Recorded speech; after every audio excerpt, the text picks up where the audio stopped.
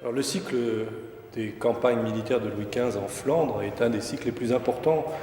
du patrimoine national. Son histoire est assez mouvementée puisque initialement c'est un ensemble de tableaux qui avait été commandé par Charles Parrocel, qui était un peintre spécialiste de sujets militaires et de chevaux et qui a beaucoup travaillé pour Louis XV. Et en 1745, donc un an après le début de la campagne de Flandre, Louis XV passe la commande d'un ensemble de tableaux, de 12 tableaux, à Charles Parrocel, devant représenter les grands épisodes de la campagne de Flandre, entre 1744 et la fin de la campagne qui s'achèvera en 1748. Malheureusement, Parrocel était un artiste qui hésitait beaucoup dans la mise en place de ses compositions et qui tout au long de sa vie a eu des difficultés dans la réalisation donc, de ces tableaux. Et à partir de la fin des années 40, il souffre de dépression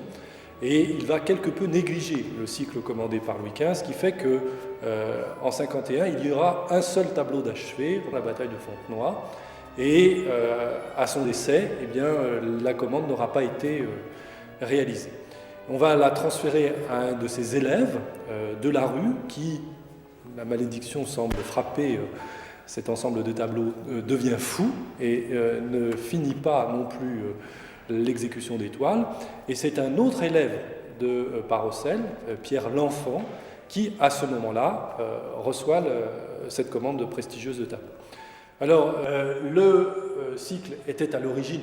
encastré dans les lambris, et on a, au XIXe siècle, pris soin